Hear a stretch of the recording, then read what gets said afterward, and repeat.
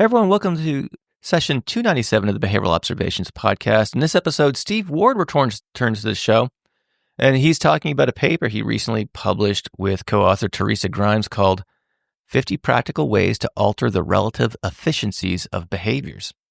In this conversation, we review the highlights of this paper and discuss things like the matching law. We talk about making desired behavior more efficient in generating reinforcement, and conversely, making problem behaviors less efficient. And we also talk about how altering reinforcement parameters like delay, magnitude, and their schedules themselves, and how those things can enhance learner progress. We talk about the work that Steve does with his company, Whole Child Consulting, and he's got a Q&A coming up on April 23rd, 2025. There's a link to that in the show notes. Steve is the author of several books, including Teaching Good Learner Repertoires, and What You Need to Know About Motivation and Teaching Games, an in-depth analysis. And these texts are, again, very popular and relevant to behavior analysts working in a variety of applied settings. If you'd like to work with Steve or find supplementary materials on the things he likes to talk about or his books and things like that, we've got a link to his website in the show notes for this episode, or you can just Google Whole Child Consulting and find it there. I should also note that we had a couple of internet disruptions during our recording, so there might be a time here or there where we kind of drop off, but I don't think it detracted from the intelligibility of the conversation, but I do apologize if it does impair the listening experience that you've come to expect from the Behavioral Observations podcast. Before we get to the show itself, I want to let you know that we're brought to you by Frontera. Consider taking a demo of Frontera's assessment builder and see how the ethical application of AI technologies can help you serve clients and save you time. Your first assessment report is free, and if you use code BOP25, you'll get an additional 5 assessments for just $100. So head to fronterahealth.com to check it out. We're also brought to you by CEUs from yours truly. Yep, you can learn from your favorite podcast guests. I have just created several new podcasts based off of some recent episodes that we've published. So go to behavioralobservations.com/get CEUs to learn more about that. We're brought to you by the Behavioral Toolbox and our latest course, Motivational Interviewing, Getting Educator Buy-in. Boy, we're just getting great feedback on that, as well as some of the other courses we have as well.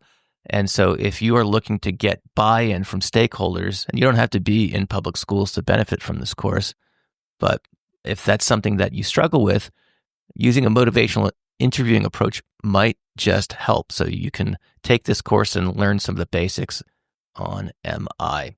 Just go to thebehavioraltoolbox.com, or of course, go to the show notes for this episode. We'll have a link there.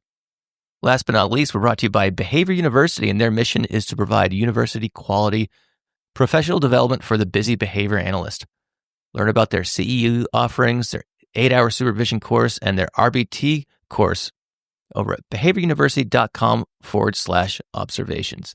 And fun fact, Steve Ward has actually done some work with them too. So if you like what you hear from Steve, he's got a webinar, a CE webinar with them as well. So again, to save it, check out, use the promo code podcast. All right, that's it for opening remarks. So let's get to this fascinating conversation without any further delay with Steve Ward.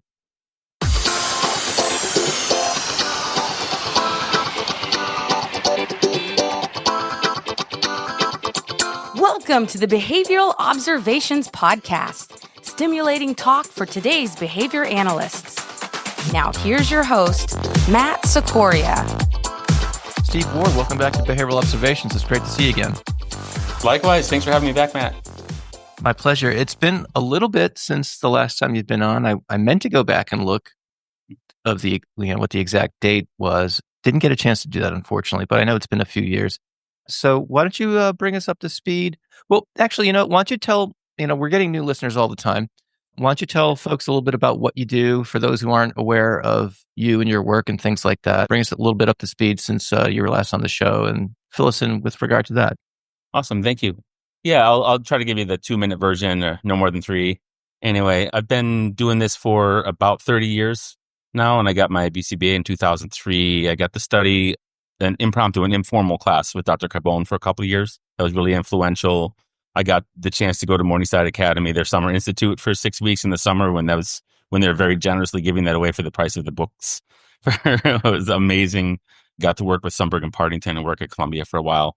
And one of the things that I developed an appreciation of was that any sort of lenses, we specialize in doing verbal behavior. We specialize in doing discrete trial. We specialize in decreasing, behavioral excesses, that any of those left by themselves were not meeting the whole child. They were not meeting the whole child. So someone with behavioral excesses will do much better in a much more meaningful way if we are able to form a real relationship with them, right? They'll have more, loosely speaking, more trust and appreciation of our attention and all of those kind of things.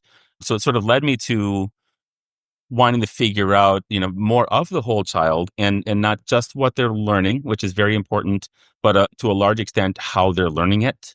So we know that, for example, learners who come readily and appreciate our attention and all of that, or that they want to attend with us when we're teaching behavior change, how to make blueberry pancakes. Great one. Okay. So they like the pancakes. They like us. We're a good imitation. Everything is going. They're beginning to learn for free versus, we have to set up this contrived situation with a picture schedule showing an iPad at the end of it and all of that. When we're dragging our kids through some of that instruction, it's not going to stick as well. It's not going to be retained as well. It's not going to be as generative. So I'm so interested in that I wrote the Inventory of Good Learner Repertoires in 2008 that assesses how kids learn across 139 kind of items. And I wrote 2 companion books to go with it that said, good, here's your results. Here's the things you should think about doing with it, how you take data, lots of different ideas for how to approach working on those repertoires. And then I authored and co-authored 3 books on play and social behavior. The most recent was, I'll catch you up, do the last part now, our last 2 years or so. Last winter, April Dial and Madeline Vickery and I published 2,100 plus inexpensive ideas for intrinsic motivation and play. We recently lowered the price on that to get ready for a free Q&A on April 23rd at 12 Eastern. It's on Facebook, and we have a thing up on the Good Learner Repertoire Facebook page. We're making sure that everyone's aware that that's available. It's meant to be just an open-ended Q&A. And then the reason I thought was a good excuse to reach out to you and want to share with you is the article that I most recently published. Let's see if I remember the name. 50 practical ways to alter the relative efficiencies of behaviors. That's Something right. I've got it right here printed out. So yeah, good. All right. Thank you. I got all my titles. You've got correspondence. Yay. Love when that happens. I've been excited about that topic for many years. I recognized 8 or 10 years ago that I look at a lot of things through the lens of like, how efficient is this behavior in that one? And why is this behavior still sticking when it seems like there's a DRA supposedly in place? I know I'm probably getting ahead of myself, so I'll cut off soon. Someone put a DRA in place, but it's not changing the behavior. So what the heck? And one of the reasons that tends not to happen is if you think about the ABA 101 course, here's what the DRA is: total extinction and total reinforcement, and they serve exactly the same function, and they're both as available, and they're both at the same level of challenge. So when that's not happening, is the new skill harder than we realized it would be? Is it not getting practice enough? I started thinking about all of those kind of things and how we might intervene to change those, and realized that I could hopefully bind together a lot of different interventions from the literature if I identified the principles that bound them, such as the matching law as kind of the core of it. As a BCBA working with children, specifically kids with autism, have you struggled to get through your initial assessments? With all the time it takes to do assessments, it's frustrating to not be able to get clients into services. That's where Frontera can help. Frontera is a HIPAA-compliant, AI-powered platform for ABA therapists and BCBAs who work with children with autism. Frontera was founded by Amal Deshpande, a successful entrepreneur and the parent of a child with autism. Frontera's team of clinicians and technologists use evidence-based research, powerful AI, and digital phenotyping at every stage of a child's journey with autism to provide insights and help improve outcomes. What does this mean in practical terms? I'll give you just one example.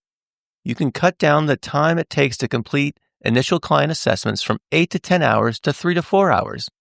This saves time and lets you begin treatment and help your clients sooner rather than later. You can learn more and explore Frontera's easy-to-use assessment builder and diagnosis builder features at fronterahealth.com. Your first assessment report is free, and if you use code BOP25, you'll get an additional 5 assessments for just $100. So head to fronterahealth.com to check it out. Yeah, one of the things I appreciate about your work is that you do kind of ground a lot of these applied interventions in the basic science literature, not just Java stuff, but like going even further, into the matching law and other things like that. So it's in reading this paper as well as what was the one we talked about the last time? Did a humor article one time? Was that the one? Or that was one, and there was another one where you had like the time out and time in. Where like the calm counts strategy, right? Yeah. And for the listeners, bear with me. I'll put these links in the show notes. We'll also put links to your website if people want to go check out your stuff as well. So anyway, as we were joking about before we recorded, it's been a bit of a week here. So we're recording this on Friday at like 5:00. So I am the elevator's not quite making it to the top floor right now, but so I'll catch up and get that stuff in the show notes. But anyway, whatever paper that was, it had a similar vibe to it, where you were grounding a lot of these strategies and tactics in very, very concrete work. So that may have been task as reinforcer. Yes. Yeah, a reactive alternative to escape extinction. Yes. Yeah. That's exactly what it was. That's a great paper. Thank you. And with this paper, what I like too is that it's very narrative based. You give lots and lots of examples. It's written very informally and accessibly. It's not stodgy or anything like that. Not that people go out, I'm going to write a paper and it's going to be stodgy, but But it's so there's a lot of fun things, and we'll certainly get into it and more. But I guess and I ask people this all the time with whatever creative outlet they produce, but like, what is why did you feel the need to write this paper? We'll get into what it is in a moment.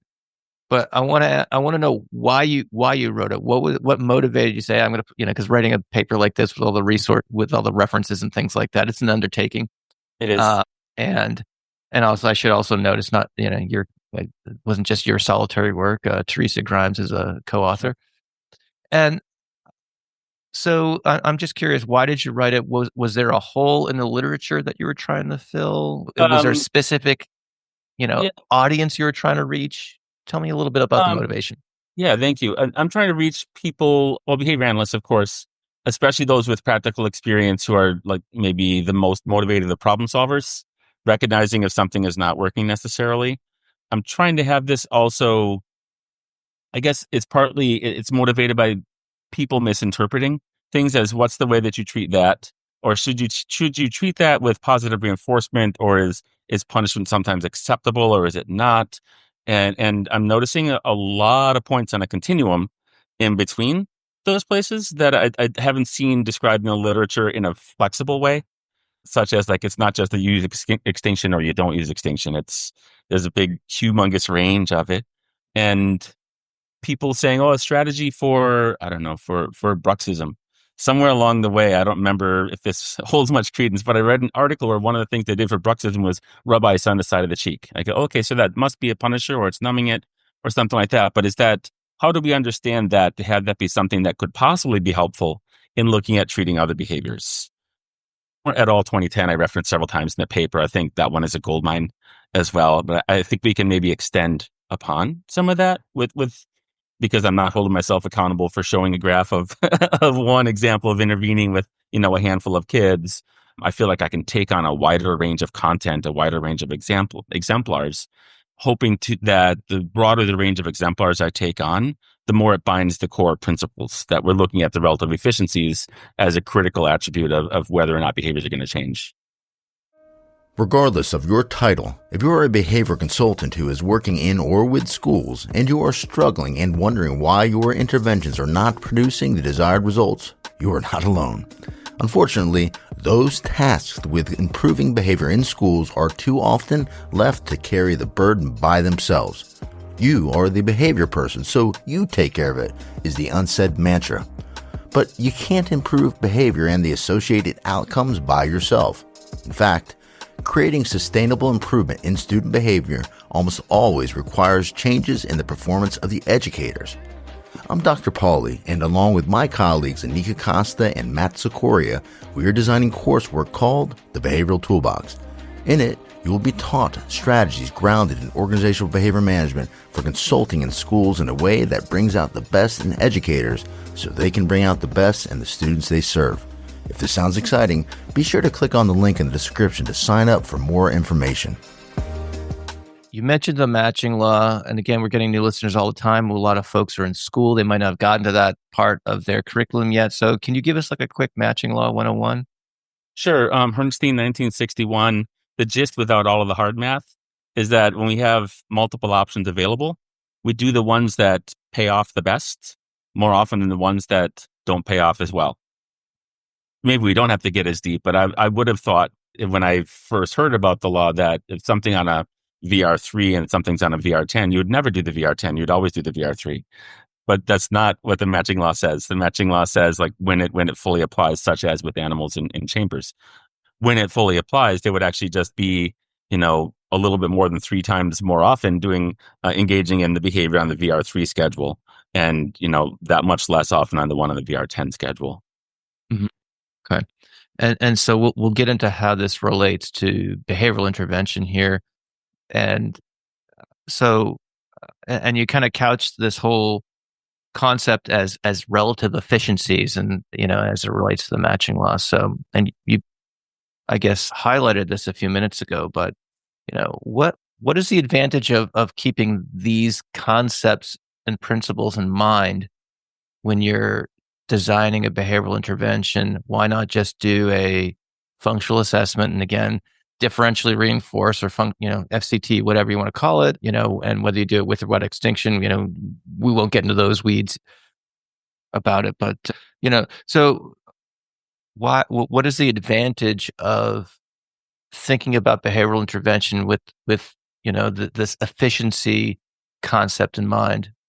I like to take your example of the FCT and say that the why wouldn't we just do an FBA and an FCT as an example? I'm not saying that we're not.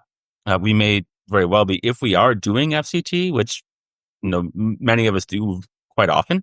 It's obviously one of our most tried and true interventions. If we're doing that, how are we doing it? What's the output form? Yeah, on a device? Is and it let me yeah, you caught me in being overly simplistic here. You do not say at any point in the paper, "Don't do this."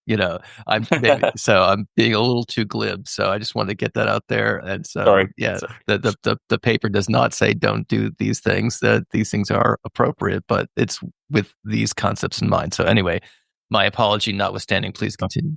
Yeah, no worries. I think in the part somewhere in there, I talk about the DRA and the gist of train the man to replace the other function, and that on paper and sometimes in real life, there's like, boom, work like a charm, you're good to go.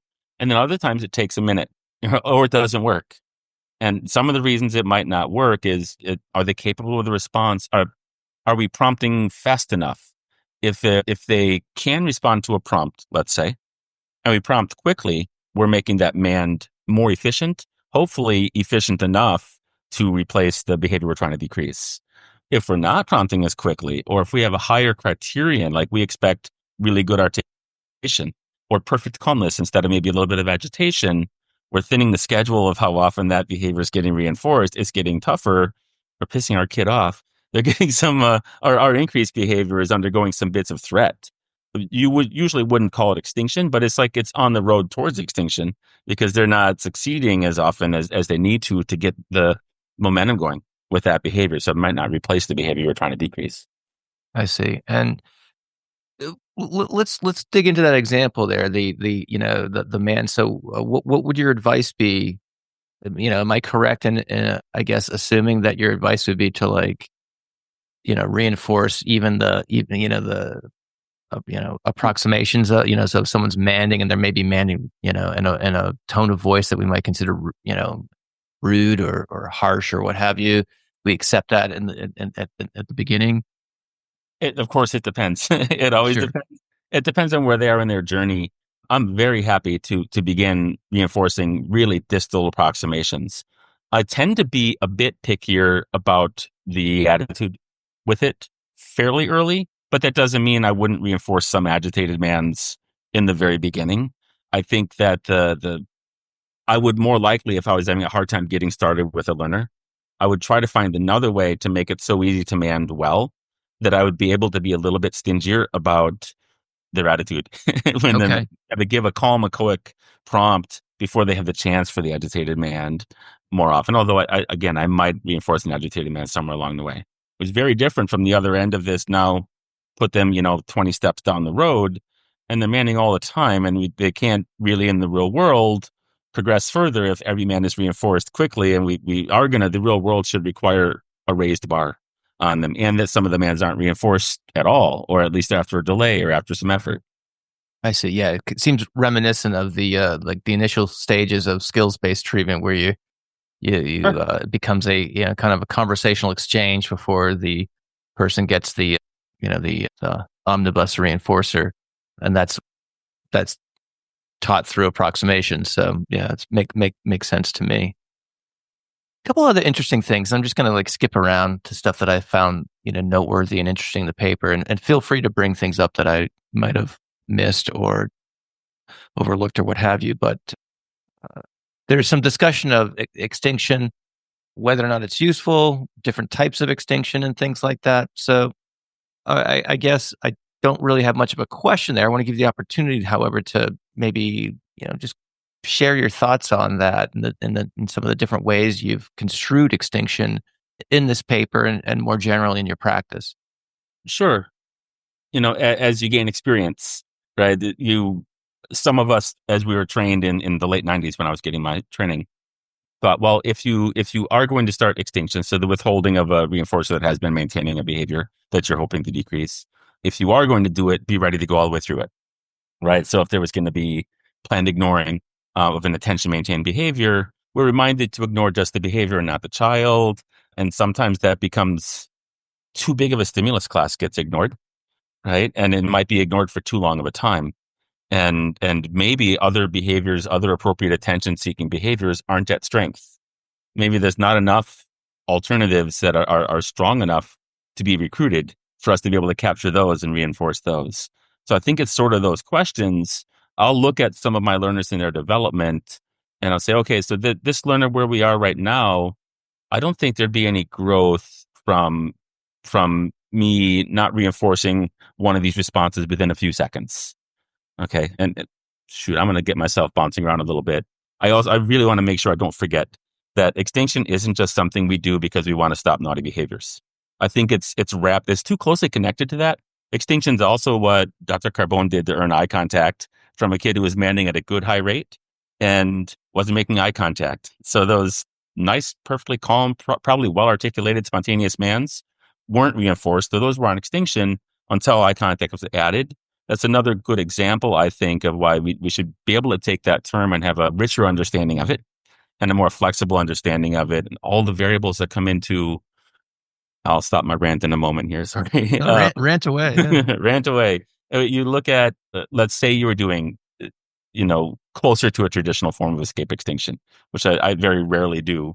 But if it's like, this guy needs to no, really, let's do this thing. I'm going to guide you, without wrestling you. And let's do this thing. How long do you do it? How much or what comes after it's all done?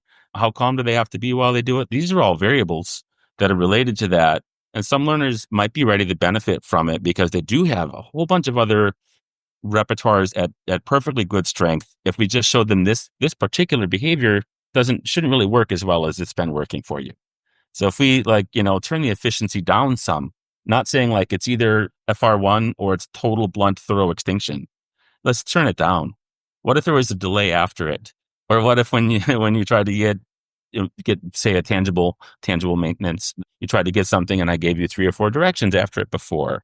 So I'm not really putting it on total extinction. I'm just saying I think the demands are enough here. Let's maybe take a little bit of the starch out of those, turn the efficiency down a little bit, and give you the chance to start noticing things that are outdoors, and apart from noticing the Cheetos that are in the pantry. Hey everyone, I want to take a quick minute and tell you about Behavior University. I already mentioned at the outset of this program that Steve has done some work with them and has a webinar that is now it's an on-demand CEU on anxiety. But their webinars that are coming up, boy, are these really popular. And I know you've heard this before, but these things sell out. So you're going to want to go to behavioruniversity.com and click on their live webinar page to see what's coming up and get in on the fun. They've got a lot of cool ones coming up that I'm looking at. There's a webinar on burnout. There's one on reducing staff injuries in human service settings, AI and ABA, smarter tech, better therapy. So there's, one of the things I applaud is that the folks at Behavior University really go out of their way to curate really interesting and varied content. But despite the variation or the variability, it's all these things seem to be relevant to what we do as behavior analysts. So go to behavioruniversity.com/observations and use the promo code podcast at checkout to save on your continuing ed. All right, let's get back to this conversation with Steve. So that's kind of like what you're saying in the paper where you're not necessarily saying no, but you're saying yes on these terms. Much of as possible. Right. I'm not someone who's like has the rule that we don't say no because we can't train the world not to say no for one big reason. It exists in our vocabulary. But yeah, that's the gist. Do you want me to elaborate on that now, or did you want to go? Yeah. Let's get into it. Yeah, I mean, I do agree that no is something that's an important thing to be able to respond appropriately to. There's a paper in the latest issue of JABA on this that I haven't had a chance to read yet, but I'm looking forward to it because oftentimes we couch no in terms of like not now, Right. maybe later. There might be some things where if someone's asking for something that's not just not appropriate.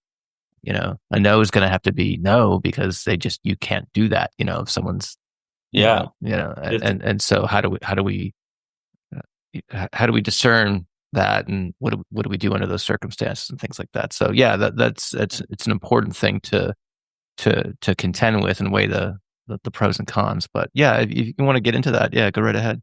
Sure. I'll take a moment on my thoughts on no, and then a little bit more on the yes plus decreasing efficiency, or yes on these terms. When it feels like time to teach no, I try to sell it to parents and RBTs and teachers as part of the challenge our learners have is the confusion, the ambiguity with the situation. It's at some level, however you feel about the term, an emotional time. They're like, am I getting the iPad or am I not getting the iPad? They have some concern about whether or not they're getting it. If we're unclear about it, we're leaving it ambiguous. So I prefer when it becomes time to say no, that's the word I say, and that's exactly what it means. But there's a lot of things I tend to work on before that. So if a learner was, before the point where I really want to teach, this is what no really means in the real world. But let's say that I take the iPad example. Let's say that it would be really good for them to spend some less time on the iPad so they spent some more time doing something else, engaging with their siblings or whatever. If I raise the cost of the iPad gradually, then maybe iPad might be the non-example because that's the most addictive thing so many of our kids have. For sure. I'm going to run with it right now as though it's not super addictive for every kid. Okay. We can all dream. Yeah. Or we'll turn it into Cheetos at that example instead. But I'll stick with the iPad. If iPad is that great, you have it for now because I know it's very upsetting to you when it's interrupted and that. And then we work on some interruptions with it. And then as you're wanting to get it back, I have you maybe sit for 5 seconds, or I have you write the word iPad. I introduce little challenges or little delays, and those are all consistent with the matching law, right? I'm letting all of those, I'm gradually adding the cost, making sure you're asking calmly. You know that it's coming. I'm not saying no, but the price of the iPad is going up a little bit. And then this is where that term in the title is important, the relative efficiencies, because if I'm gradually raising the cost of iPad, that bubbles and swing and stuff like that, all you got to do is say the word and we're on it, right? These things, I'm increasing the efficiency of things that would be nice for you to spend some of your time doing. And I'm not worried really about, at this point, I might not be using the iPad because I really want my kid to master reading prose at the first grade level. It might not be that, and that could be an okay use as well, but I might be more doing a little bit of reading prose at the first grade level in order to get them to use the iPad less often, right? Like this one is taxed a little bit more, that one's taxed a little bit less. or not at all. Hey there, this is one last advertisement before the rest of this podcast, and these are two very unambiguously shameless plugs. One is if you're looking for CEUs, I just added at least 4 or 5 new CEU events based off of some recent podcasts that were published. So go to behavioralobservations.com/get CEUs. We've got a lot of content on ethics, on supervision, on functional assessment, functional analysis, ACT, all sorts of things.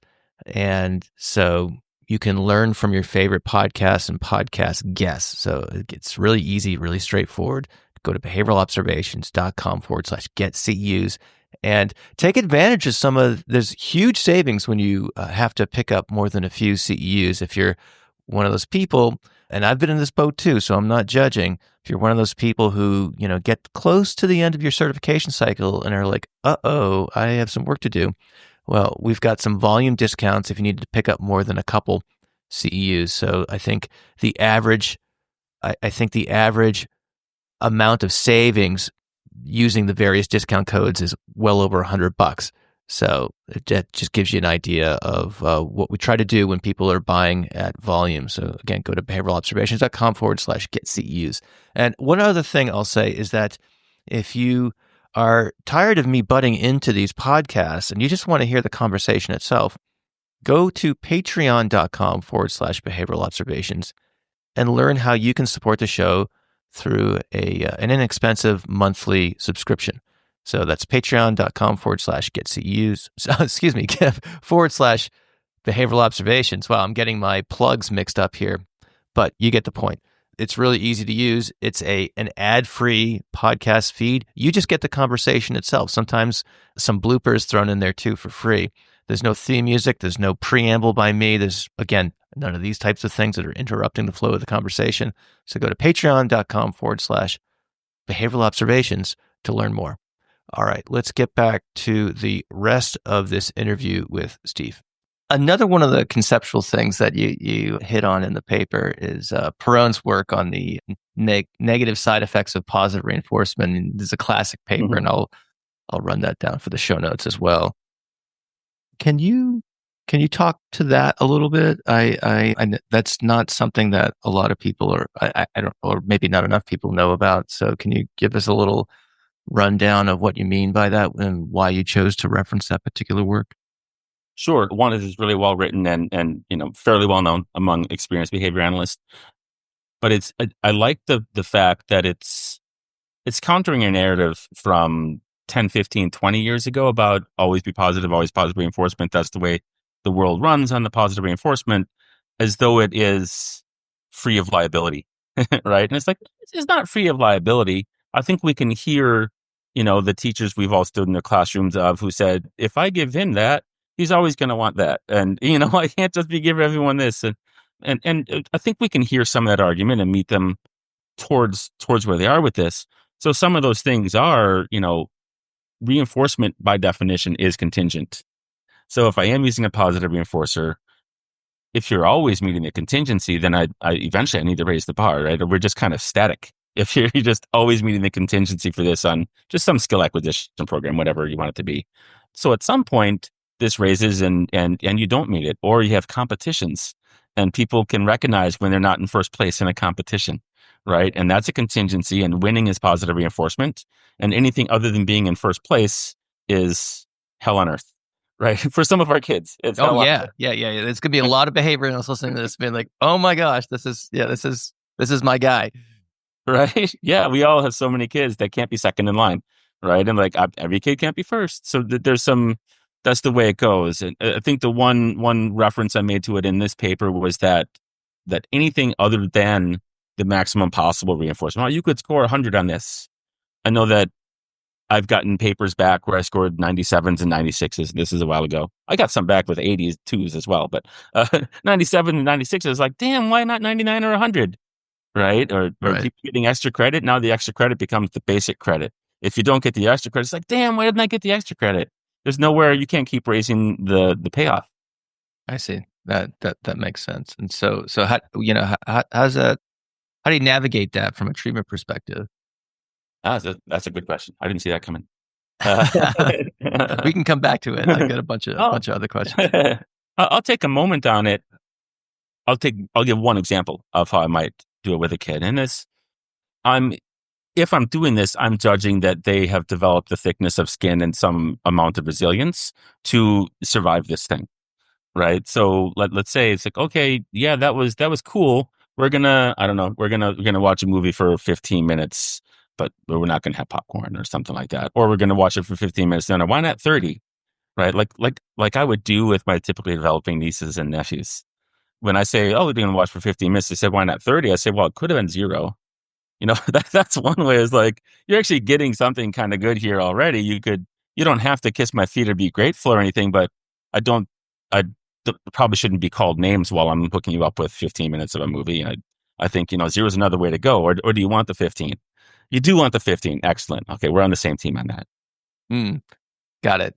Yeah. You definitely need to have a relationship to have those types of interactions, for sure.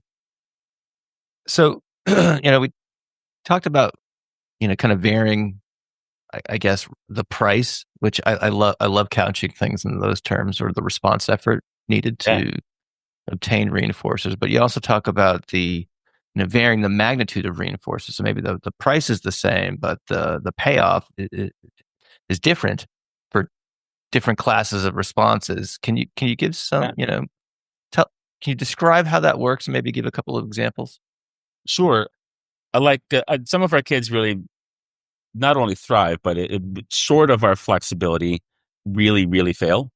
If we have just more of a blunt contingency, either you did it to criterion and you got stuff, or play or whatever, you got to be done, or you didn't do a criterion and you didn't get stuff and you didn't get to play, you didn't get to be done. So some of those points in between, we can maintain assent from our learners. We can maintain quality participation in STEAM by having some modicum of feedback that's positive. And then we can select out some of the best responses, maybe the ones that were the clearest, maybe the ones with the most thorough scanning, maybe the one we know required some problem solving on their part. That's why I'm like, yes, we were just trying to get basic stuff going. Now we got problem solving. I'm ecstatic. If my kid really likes, the physical contact, that's where we get the pat on the back stuff, that class. One example with a kid, I was trying to get him echoing more often. He could echo, but he wouldn't echo spontaneously very often.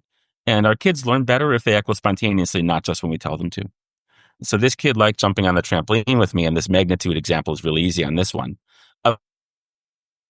And I might be singing a song to him or something like that, making saying some kind of word. And then when he would happen to echo a word I was saying or fill in part of the song, something like that, I would jump much harder. And he liked it when I jumped harder. So that way we're never at 0. So he doesn't want to leave right away and go, he'd like to find something to shake if he's not going to get jumped enough. We're not at 0. You can stay with me. But when this behavior comes out, we shoot the moon. Okay. That's a good example. And another really nifty thing that you described in the paper is the strategic use of delay as a tactic. I think it was in the context of teaching independence. Oh, yeah. Yeah. How, can you describe the example that you wrote about, or maybe another example that might come to mind that would illustrate the point? And vice versa. So if we're trying to, let's say, turn up, I don't want to go back to demand as the example again. It's the first one that pops, so I'll stick with the demand example. If we're trying to turn up demands, we don't want someone to demand and we're like, sure, in just a minute. And then they forget and we forget and we don't reinforce it right away. So we want that to be immediate, so we capture that and get it going.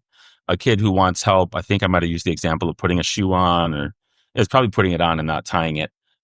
If they're waiting for help that is coming relatively quickly right now, then they're not one of those kids that are driven for independence, for that sense of independence. I can do it by myself. Let me get it. I don't want you to help me. It undermines my dignity for you to help me. They're like, no, it's real efficient for me if you just kind of do it for me, right? Instead. So if we're going somewhere they're wanting to get, and we have enough momentum built up and everything, if we're like, I'll be there in just a minute to help. Meantime, this kid has made it to the playground. This one's making it to the playground, maybe even makes a little FOMO. And I'm getting to you. I just have to help these other kids a little bit, try to make it a natural thing. So I'm not standing there looking at them with my arms folded. But that eventually, if it's easy enough to put on his shoe, it's not a super hard response. So like, well, shit, I might as well just put my shoe on myself instead of wait for, it looks like Mr. Steve's going to take a while to get over here. So I'll just put it on myself. I see. And one of the, I guess, the common threads of these strategies that you're talking about is that there's some parametric component to all of them, Yeah, very which I much. think is really cool. And at the same time, it is likely challenging to implement because you're keeping track of all these things, whether it's delay, whether it's magnitude, whether it's, ratio of responses or number of responses required, price, whatever you want to call it. And so I can imagine there might be some practitioners listening, like, "Oh my gosh, how do I keep track of all these things? And how do I do it in such a way that I'm not like disrupting the flow of play or other types of preferred interactions? Oh, hold on a second, the timer went, that sort of thing. Like, so I'm just curious if you have any advice about how to keep track of these things in the context of, trying to maintain some sort of normal, fluid, rapport building interactions. Right. I'll start, I think, by acknowledging the challenge of like putting this into a data management system that scripts protocols for staff. If those staffs are just following the script, that's tough. That's tough. I think you lose a lot of flexibility. You might be able to say, okay, something a little bit more binary, a little bit less parametric might be more doable there. So you get demand without the eye contact. And if you do, then wait 3 seconds and ask them what they want again and then reinforce. Or if they get it with the eye contact, you reinforce. Right. Or you might say, hey, if they demand with eye contact, give them 2. And if they demand without eye contact, give them 1. So something like that, I think, would be relatively doable. It's not such a continuum of parameters. The ways that I do it when I'm working myself and when experienced, flexible, sensitive, observant teachers are working with their kids, not just behavior analysts, it's more flexible than that. Like, we might be, I want to increase this behavior, but actually I didn't even think that behavior was going to come. Look at what that one was. That's even better than what I was thinking, or that's a perfectly reasonable other way to do it. Let's catch that one. Right. So that there's a lot more flexibility. And I would not advocate for a system where this did interrupt the flow. So if it did interrupt the flow, an example I talk about a lot is teachers trying to teach their kids PECs, and the things they're trying to mand involve movement in space and like fast movement in space. So when we have kids playing in the gym and we're playing some chase and rolling on the Pilates ball and that stuff, I just leave the PECs book over where it is, except for the time that the ball's over my head and the book is right here and I'm getting ready to drop the ball. I've created one situation where we have more of an abrupt change from now you don't have the ball, and if you give me that picture, then we will have the ball. But when we're running around, we're just running around, and I tell people don't worry so much about demand if it's going to mess up the flow. Okay, all right, that's good advice. Yeah. So another technical term you threw in the paper is conjugate schedules. Okay. Yeah. Walk us through that. We get responses of different quality, and we can change the magnitude of the reinforcement that we use. So again, I think the trampoline example is a reasonable example of this. We can have echoics and vocals and things like that are relatively prompted, or those that are more spontaneous. We can have a selection response, an RFFC response that involved better scanning, and maybe they spontaneously decided to name the picture that they found. Right? It's like, ooh, that's even better. You found ball is something you bounce on, and you actually said ball when you found it. That's extra super cool. Maybe again, I might give you a good spaghetti arms for that if that's something that you're into versus, a simple high five. Okay. All right. Got it. So the placement of the magnitude in some respect. Okay. Very cool. I feel like this is a lightning round here. So of the different aspects of the paper I found were pretty cool. So I'm just zinging these things at you. But another part, I think it was in table 2, table 1, is the dimension. Refresh my memory, please. Yeah, table 1. I think it's the only table in the paper. So good thing I numbered it. Yeah, the table is is a dimension grid, and you create this dimension grid for teaching independent skills. And can you describe like how you came up with that, and how it works and things like that? Oh, sure. I'll try to keep that to a 2-minute or less if I can. You don't have to. Okay. Go elaborate as much as you. Yeah. Sure. So the context if we're willing and able to look more closely at contexts, parents who say, my kid just needs to listen, my kid doesn't listen. I say, well, that'd be, you don't literally mean they're deaf, and you don't mean that they blow off everything that you say necessarily. We start talking to them, we start looking at that. Oh, they do listen in this context really well. They don't listen in that context at all. They kind of listen a little bit in this context. What are those contexts? So if it's let's say a Postman as an example, they're asking about that movie. Okay, oh, yeah, sure. Go see if your sister wants to join and get some napkins. I'm going to pop some corn, stuff like that. They listen like a charm. So a dimensions grid will acknowledge if we're trying to get our kids listening more readily, more often. One opportunity for doing that is after a mand. And that also might suggest, so that's on the easier side of a dimensions grid. So we're practicing more successes with our post-mand instructions. And that would also suggest the harder side when it's pre-mand that might not be so likely. And then I'll look through and say, well, these instructions they find interesting. So those are more likely than the boring ones. These are quick, and those are more likely than the longer ones. These require only gross motor, which they're quite good at and enjoy. That's easier than the fine motor, which they find harder and don't enjoy. And I'll list those variables, hopefully only as many as I think are really relevant for this learner, so it's not so overwhelming.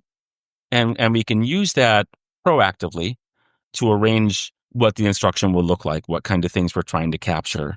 So we can generate a really high P context, the high probability context, if we're observant of enough variables like that. Oh, I was closer and they didn't have to travel and there was no distractions on the way. And, there's a lot of those things were in our favor. That's a great time to be able to give these kinds of instructions. Absent that, maybe don't waste your breath with the instructions. I see. So you're describing these kind of clinical interactions, and it's so interactive, meaning that there seems like this is like almost an endless, like if this then that type of analysis that the therapist or the analyst or the teacher is doing constantly. And I think to your earlier point, these sorts of things don't relate well to a formula, if you will, that is that. And I guess from a staff development standpoint, and I don't know if there's a one answer for this, but I'm just curious in your work, how do you help people acquire that decision making capability in that moment? That's I think what a lot of behavior analysts wish whether they're the RPTs or paraprofessionals or whatever had more of those things in their repertoire. Yeah, and they're not all going to have them. We know, especially if we're spread thin, we have a lot of cases and we have over turnover in our RBT population, right? Or we're a school district and we have, 18 classrooms and we have turnover in our teachers' aide population, or we're training parents and, some pick it up faster than others. Well, when it doesn't seem realistic that I'm going to get this kind of flexibility soon, then I try to be more conservative and I program for a more spoon feed or micromanage a simpler, less ambitious thing to do. So we're going to do these handful of programs. If I was doing it myself or one of 100 behavior analysts I know or RBTs I know were doing it themselves, I would use this other ambitious thing that says, okay, start off, your session somewhere in this range. And then, some of your goals are coming up here and going out there. Do your thing. And think about this and think about the dimensions grid. And I'm with you enough of the time. We're talking through why we're doing the Socratic questioning, and then show like where you got towards the end of the session. So we have, now they're writing 8 words in, less than a minute by the end of the session. Good. Whatever you did to get there, remember that. Gauge the steam on things, and when you are earning good steam, good effort, good interest with your learners, you're doing something right. You can probably get more creative and go for it. When you're getting lower steam, something's not working, so there's no reason to plunge on. And I try to teach those sort of basic decision making points, just as at a minimum at a starting point. If you're not getting any steam, there's probably something you need to change. Everything else being equal, there's probably something you should shift. But the harder part is getting into, as you said, there's a multitude of possible ways you could shift. I'll be impressed at first if you recognize that it's time to shift. And then we'll talk about how to shift. And that just has to be a longer process, right? For people to pick up on that over months or years. Okay, so for those who aren't familiar with the Steve Ward vernacular, can you describe STEAM?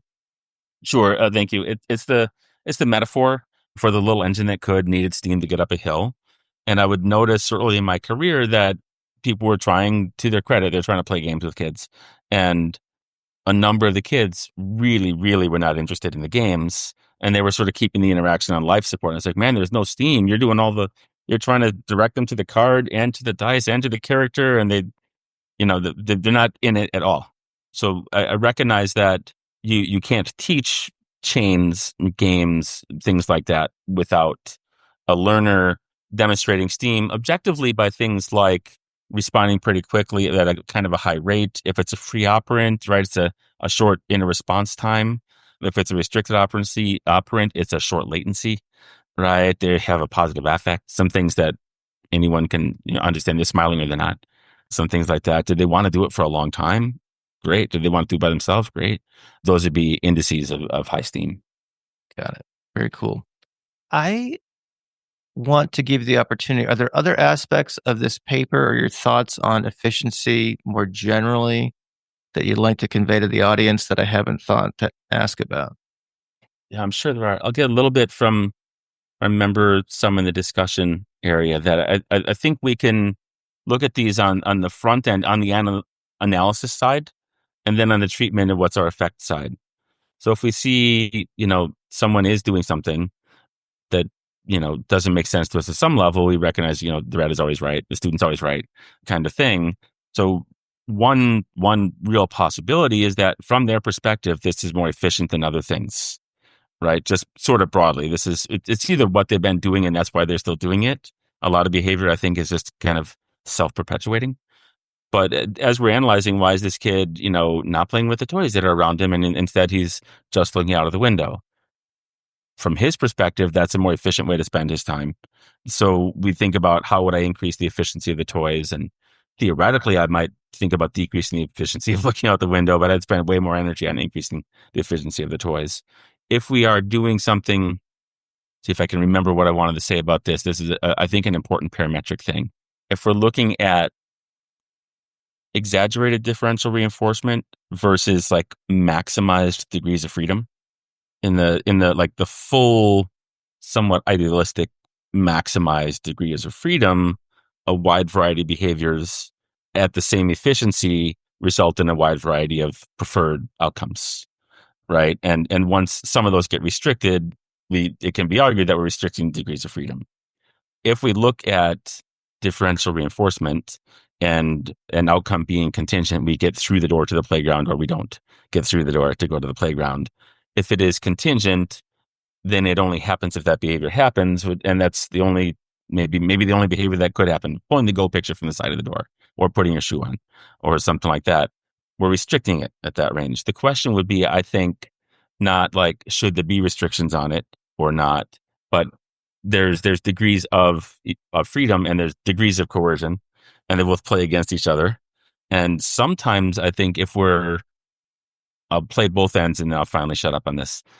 If we were, let's say, more stubborn about, this is the thing that has to happen and none of these things happens until it does, and that's the one thing that has to happen, that's more of an exaggerated sort of a differential reinforcement contingency, right? That's where that has to be, and we might even double up on the value of it happening. That can come with negative side effects, of course, and it also might be the fastest way to get the right behavior to happen. Whereas maximizing degrees of freedom is, okay, so we didn't follow that more stubborn contingency, and any of these things could have happened, and they decided now they wanted to go there, then they decided they want to stop with that and do this, and they weren't in the mood to tidy this thing up before they went to do the other thing.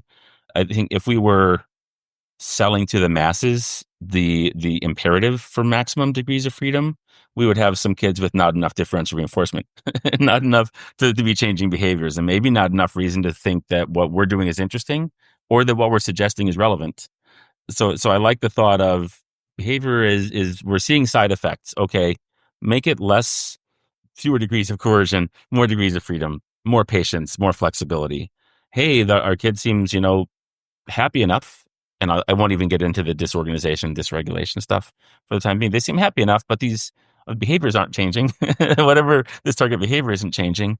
Maybe there isn't enough of a difference between the efficiency of that behavior we're trying to reduce or increase and any of its counterparts. Maybe we need to exaggerate a little bit more what the difference in efficiency is between those. I see. Awesome. Well, like I said, I enjoyed reading the paper. If people want to follow up with you, do you have a website where people can learn more about, whether it's, your books or trainings that you're doing and things like that? Yeah, thank you. wholechildconsulting.com is our official website.